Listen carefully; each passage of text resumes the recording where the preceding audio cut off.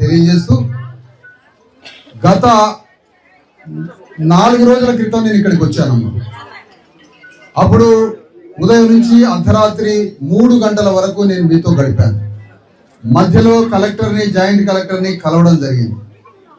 ఆ రోజు జరిగినటువంటి మొత్తం కార్యక్రమంలో మీతో మాట్లాడిన సారాంశం ఏంటంటే, ఈ సమస్యని పరిష్కారం చేయాలి. ఈ సమస్యని పరిష్కారం చేయడానికి ఎంత పని చేయాలనో అంత పని చేయాలి. ఆ పని చేయడానికి ఆవేశం పోకుండా, ఆ రోజుకు ఆ రోజే పరిష్కారం అయితే ఆవేశంతో పోకుండా చాలా ఆలోచనతో పోవాలి. దానికి అనేక రకాల శక్తుల్ని, ఉద్యమాల్ని, వేదికల్ని కలుపుకోవాలి. ఆ విధంగా మీకు ఒక ప్రణాళికని ప్రకటించి ఒక్కొక్కరి సమస్య మొత్తాన్ని దాదాపుగా 170 మంది వ్యక్తుల యొక్క సమస్యను మొత్తం రికార్డు చేయడం జరిగిందమ్మా. ఆ రికార్డ్స్ మొత్తాన్ని కలెక్టర్ పంపించడం జరిగింది విత్ ఆడియో, వీడియో, డాక్యుమెంట్స్. మొత్తంగా మీకు చెప్పాలనుకున్నది ఏంటంటే అమ్మా, అప్పటికే హైదరాబాద్లో ఉన్నటువంటి జాగృతి అధ్యక్షురాలు కవిత గారు ఇక్కడికి రావాలనుకుంటున్నారు. చాలా కాలంగా మిమ్మల్ని అందరినీ విజిట్ చేయాలనుకుంటున్నారు. నేను కూడా కాంటాక్ట్ చేస్తే ఈ విషయం చెప్పారు. నేను ఎప్పుడో ఇక్కడికి వెళ్ళాలనుకుంటున్నా, కొన్ని కార్యక్రమాల వల్ల ఆగాల్సి వచ్చింది అని. వారు ఎప్పుడు బయలుదేరుతారో వాళ్ళని తీసుకొని ఇక్కడ వివిధ పార్టీల నాయకులతో మాట్లాడాలని సిపిఐ పార్టీతో మాట్లాడి జరిగిందమ్మా. కూననేని సాంబశివరావు గారితో, బీఆర్ఎస్ నాయకులతో మాట్లాడటం జరిగిందమ్మా. కూల్ చేసిన కాంగ్రెస్ వాళ్ళతో కూడా మాట్లాడటం జరిగిందమ్మా.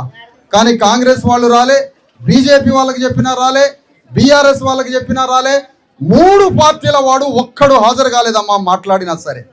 ఆ పైగా బీజేపీ పార్టీ, బీఆర్ఎస్ పార్టీ ఏం చెప్తున్నారంటే, మేము ఒకసారి పోయొచ్చినాం కదా, మేము ఒకసారి పోయొచ్చినామంటే పోయొస్తే సమస్య పరిష్కారం అవుతా, యుద్ధం చేస్తే సమస్య పరిష్కారం అయింది, పోరాడితే సమస్య పరిష్కారం అయింది. బీజేపీ పార్టీ ఏముంటదంటే, అయ్యా మీరు రండి, పలానా ఖమ్మం పోదాము, ఆ తర్వాత ఒక పెద్ద రౌండ్ టేబుల్ సమావేశం పెడదాము, కార్యాచరణని ప్రకటిద్దామని బీజేపీని పిలిస్తే మేము ఒకసారి పోయొచ్చినాం కదా అంటారు. బీఆర్ఎస్ని పిలిస్తే మేము ఒకసారి పోయొచ్చినాం కదా అంటారు. కాంగ్రెస్ వాడు కూల్చినోడితో మాట్లాడితే మేము ఎట్లా వస్తామని అంటారు. ఈ 3 పార్టీలు హాజరు కాలేదు. కానీ కవిత గారితో మాట్లాడిన తర్వాత ఈ యుద్ధంలో మొదటి వరుసలో నిలబడి సమస్య పరిష్కారం అయ్యే వరకు శిబిరం దగ్గరికి చేరదామని వారు ఆ మాట విన్న తర్వాత, మీరు వచ్చిన రోజే నేను వెళ్తాం, ముగ్గురం మిగతా ఉద్యమాలు బీసీఎస్సీ చేసి కవిత గారి యొక్క జాగృతి సంస్థ ఇంకా కలిసి వచ్చే సంఘాలుంటే మనం పలానా 9వ తారీఖు పోదాం, నిన్న అంతర్జాతీయ మహిళా దినోత్సవం కదా, ఈ రోజు వెళ్దామని అనుకొని ఇక్కడికి రావడం జరిగిందమ్మా. ఇంతకీ ఇక్కడికి మీ కన్నీళ్ళని తుడుస్తూ ఫోటోలు తీయడానికి రాలేదమ్మా. ఫస్ట్ పాయింట్, మీ కన్నీళ్ళని తుడిచే ఫోటో అవసరం లేదు మాకు. మీ ఓదార్పు, మిమ్మల్ని ఓదార్చే ఫోటో ప్రపంచానికి చూపించాల్సిన అవసరం లేదు. ఎక్కడైతే మీ ఇండ్లని నేలమట్టం చేశారో అదే భూమి మీద మీకు స్థలాలని, ఇండ్లని కట్టేంత వరకు ఈ యుద్ధం ఆగదు, ఈ పోరాటం ఆగదు. దానికి తగ్గ, ఆ యుద్ధానికి తగ్గ, ఆ పోరాటానికి తగ్గ జగముండి మనుషులతోటే నేను కలుస్తా, ఇంకోటితో కలవను.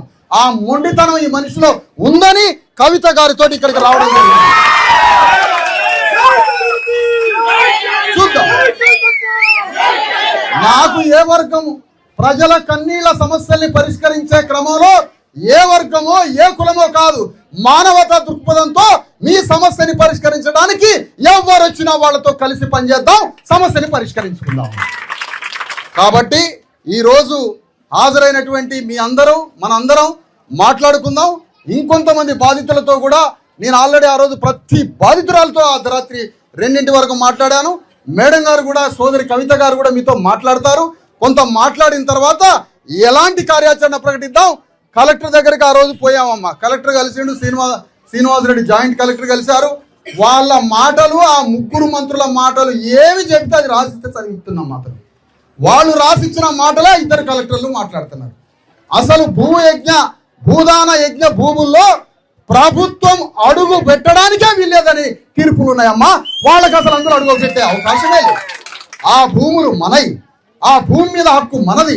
ఇది మన ఆత్మగౌరవ ఉద్యమం, ఇది మన పేదల ఆత్మగౌరవ యుద్ధం.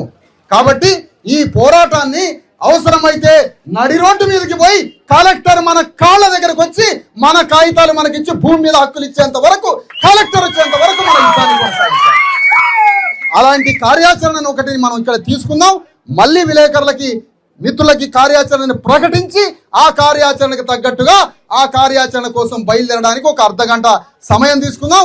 ఈ అర్ధగంట లోపు బాధితులతోటి కవిత గారు మాట్లాడిన తర్వాత ఒక తీర్మానం చేసి ఏ కార్యాచరణతో ఈ యుద్ధాన్ని బయలుదేరతాం, ఏ కార్యాచరణతో ఈ సమస్య పరిష్కారం అయ్యేంత వరకు, మనకి పరిష్కారం ఇచ్చే హామీ మన చేతికి వచ్చే వరకు ఇక్కడి నుంచి లేవద్దమ్మా. అలాంటి యుద్ధాన్ని ప్రకటించే పోదాం. అమ్మా ఒకటి చెప్తున్నా, మహిళలకి పురుషులకి, యుద్ధం చేయకుండా సమస్య ఇప్పటివరకు భూమి మీద పరిష్కారం కాలేదమ్మా. యుద్ధం లేకుండా, పోరాటం లేకుండా పేదవాడి సమస్య భూమి మీద ఇంతవరకు పరిష్కారం కాలే. మానవత్వం పరిష్కారం, పాలకుడు దిగి రావాలంటే మన యుద్ధం మొదలు కావాల్సింది. అందుకని దానికి తగ్గ కార్యాచరణను ప్రకటిద్దాం. ఈ లోపు బాధితులందరితోటి మరి జాగృతి అధ్యక్షురాలు కవిత గారు మాట్లాడాలని